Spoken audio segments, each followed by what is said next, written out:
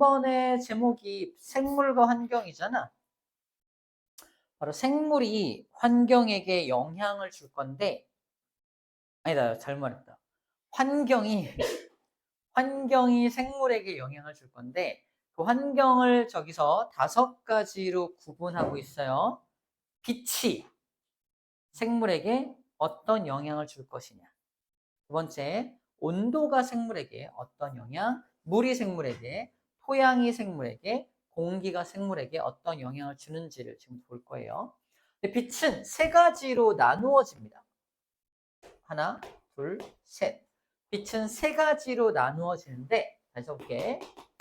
자, 이거부터 구분해야 돼. 첫 번째로 빛의 세기. 센 빛과 약한 빛. 바로 이 그림에서 얘가 센 빛을 받는 곳에 사는 식물, 약한 빛을 받는 곳에 사는 식물이야. 센 빛을 받는 곳을 다른 표현법으로 양지라고 하고요. 빛이 별로 안 오는 곳을 음지라고 불러줍니다. 양지는 햇빛이 엄청 세니까 잎이 이렇게 생겼어. 양지 식물의 잎은 광합성을 굉장히 많이 할 수 있게끔 이 조직이 되게 두꺼워. 울타리 조직이 두꺼워서 잎 자체가 두꺼워요. 광합성을 많이 할 수 있게 특화된 조직입니다. 음지 식물은 빛이 많이 안 오니까 잎이 얇아요. 광합성을 많이 못하니까 요 층이 한 층, 울타리 조직이 한 층이라서 얇은 잎을 가지고 있습니다. 그렇구나. 양지식물의 잎은 좀 두껍고 음지식물은 얇구나라는 건데, 두 번째 특징은 다시 아까 그 그림으로 가면은, 자, 양지식물은 빛이 너무 강하다 보니까 잎이 넓으면 끝에가 타버릴 수 있습니다. 그래서 잎이 넓지 않고 좁고 뾰족뾰족한 특징을 가져요. 그래서 우리가 알고 있는 그 캐나다 그 거식이 뭐야? 이런 거 있죠, 이런 거. 이렇게 생긴, 이런 거, 이거. 플라타나 단풍나무 같은 이렇게 끝에가 뾰족뾰족한 것들이 약간 양지식물의 특징이다. 라고 생각하면 돼. 이건 좀 극단적으로 뾰족뾰족하죠. 네, 이렇게 생긴 것들도 양지식물의 특징이라고 보면 돼. 근데 음지식물은 반대로 널찍널찍해. 얘는 길쭉하고 넓죠. 이걸 뾰족하다고 생각하면 안 돼. 넓은 거, 얘에 비해서는 훨씬 넓은 겁니다. 넓게 분포되어 있는 것들이 음지식물의 특징이다 라고 정리하면 돼요. 이러면 세기는 끝납니다. 두 번째, 빛의 파장. 이게 우리를 어렵게 합니다. 빛의 파장하면 뭐가 떠올라요? 맞아요, 파장. 자, 잘 봐. 이거 이미지로 넣어야 돼. 햇빛을 우리는 백색광이라고 불러요. 백색광. 얘를 프리즘에 통과시키면 어떻게 돼요? 빨주노초 파남보로 나누어지죠. 잘 봐. 중요합니다. 이름을 빨주노초 파남보라고 하는 건 위에서부터 빨간색이라서 그래. 빨주, 노, 초, 파, 남, 보. 이런 식으로 나눠지죠.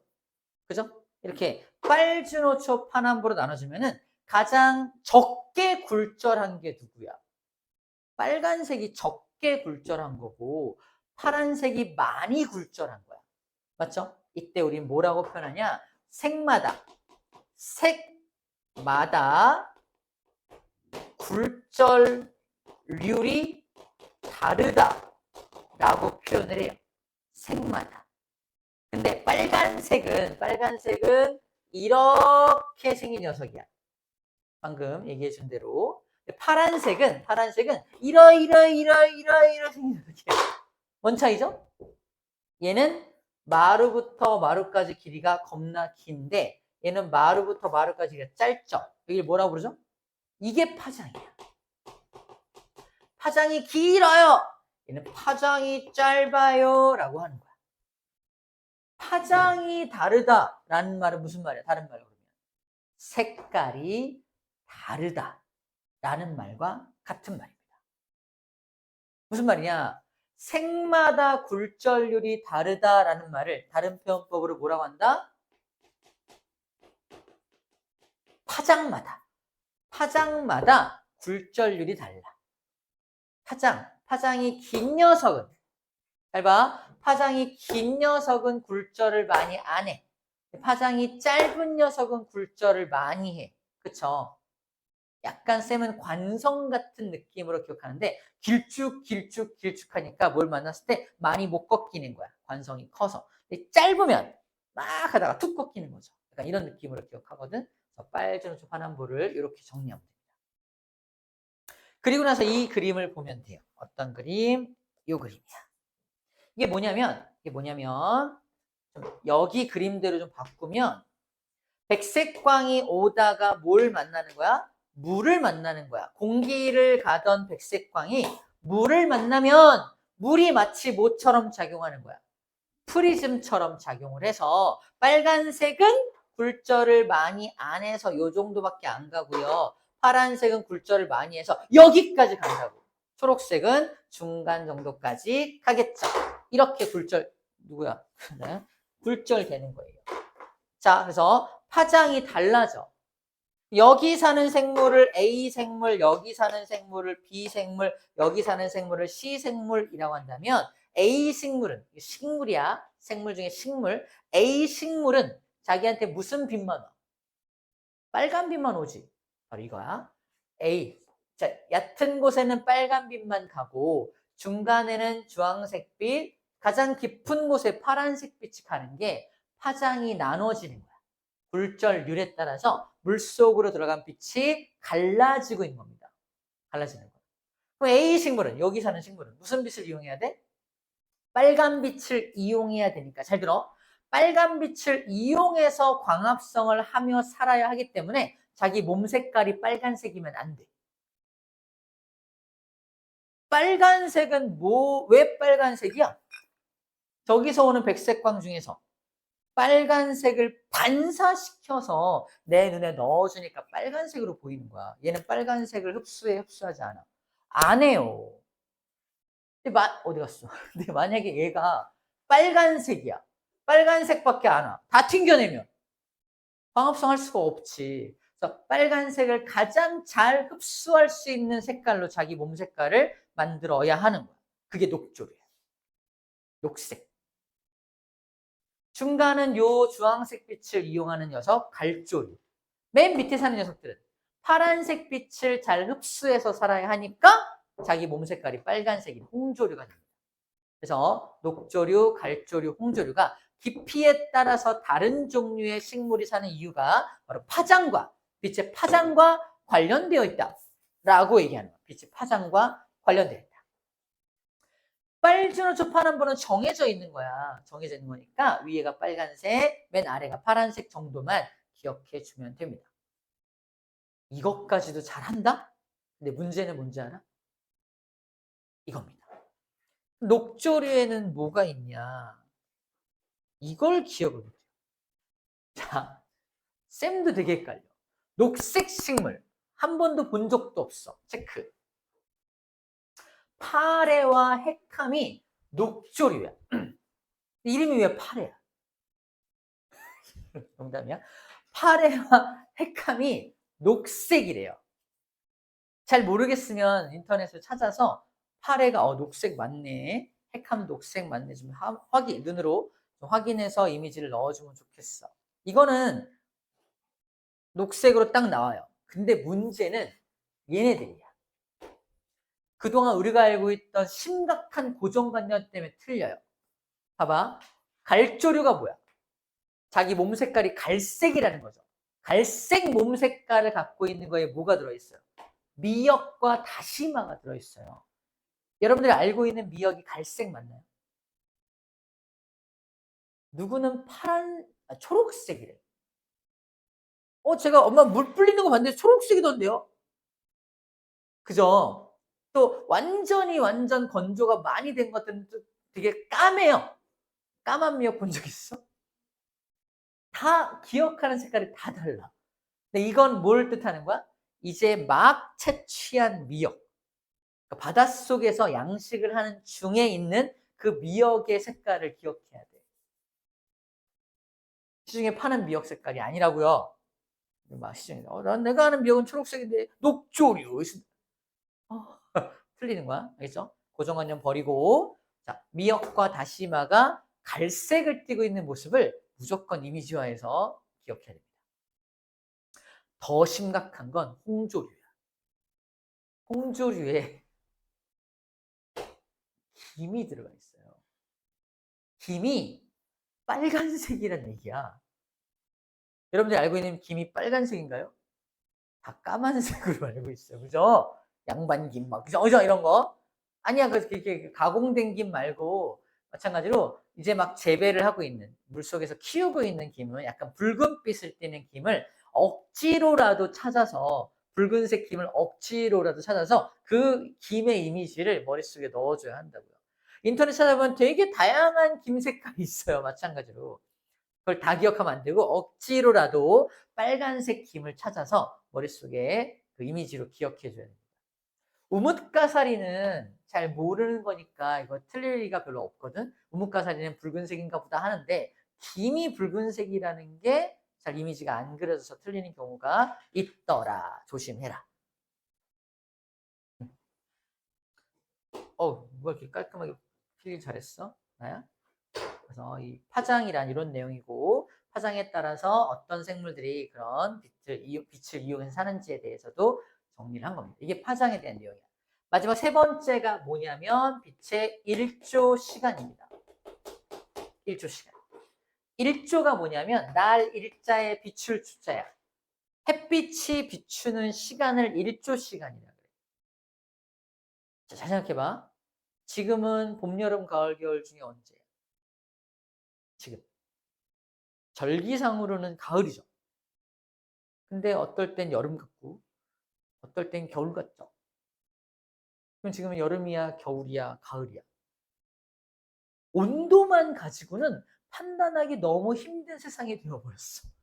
하지만 변하지 않는 건 일조 시간은 지구 온난화랑 전혀 상관이 없습니다. 이해돼요?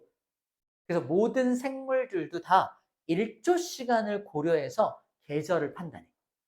12시간을 넘어가면 12시간. 자, 24시간 중에 1조 시간이 12시간을 넘어가면 이제 여름으로 가나 보다 하는 거거든.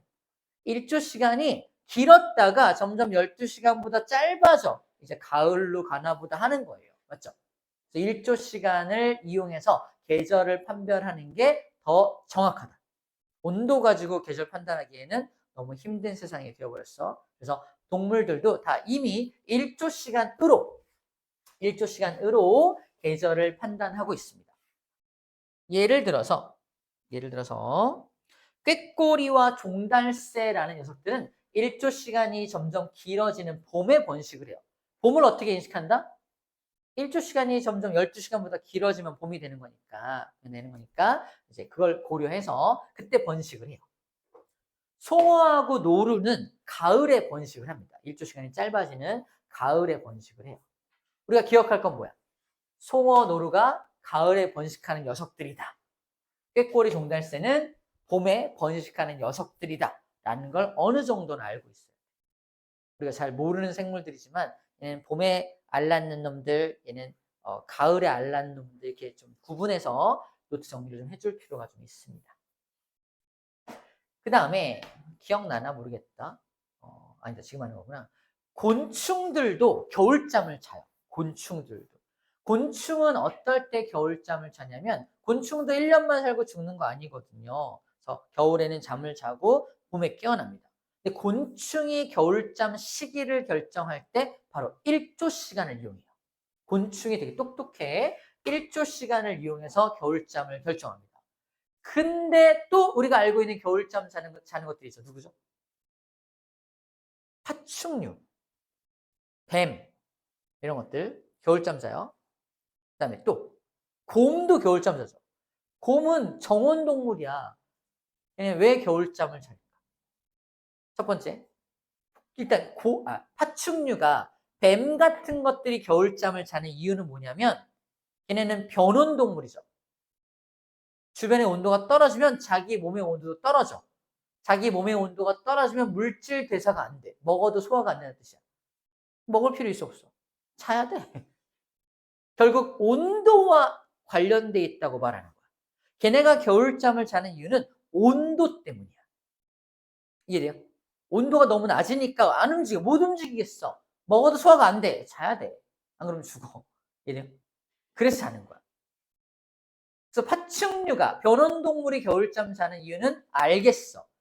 근데 곰은 왜 겨울잠을 잘까? 걔는 정온동물이야. 우리랑 똑같이 온도가 36.5도로 항상 일정하게 유지가 돼. 근데 왜 자죠? 주변에 다 겨울잠을 자니까 먹을 게 없어. 그래서 자는 거야. 먹이가 부족해서 겨울잠을 자는 게 곰이야. 근데 다른 변온동물들은 온도 때문에 겨울잠을 잡니다. 결국 곰이 겨울잠을 자는 것도 온도와 관련되어 있는 거야. 온도가 너무 낮으니까 주변의 것들이 다 잠자러 들어가니까 먹을 게 없어지는 거거든. 그죠? 그래서 겨울잠을 둘로 구분했을 때 파충류랑 곰 같은 경우는 온도 때문에 겨울잠을 자는데 곤충은 뭐 때문에 겨울잠을 잔다? 일조 시간 때문에 겨울잠을 결정한다. 그래, 좀 구분을 해줘야 돼요. 똑똑한 거야. 그다음에 식물 중에서 붓꽃은 봄에 꽃을 피고요. 코스모스 같은 것들은 가을에 꽃을 피죠. 꽃을 피우는 시기도 생식과 관련돼 있는 거야. 생식과. 꽃을 피우는 것도 생식과 관련돼 있는 거예요. 그래서 봄에 꽃을 피우는 게 붓꽃이고 가을에 꽃을 피우는 게 코스모스나 나팔꽃 같은 것들이 있죠. 이것들을 좀 구분해서 기억할 필요가 있다. 그럼 1조 시간이 12시간 넘어간다는 건 이런 걸 의미합니다. 전체 24시간 중에서 낮 시간이, 해가 떠 있는 낮 시간이 12시간을 넘어가고 있을 때 꽃을 피우는 게 붓꽃이고 12시간보다 짧아질 때 꽃을 피우는 게 지금 얘는 누구야? 이건 국화죠. 국화야. 코스모스 아니고. 국화도 가을에 꽃을 피웁니다.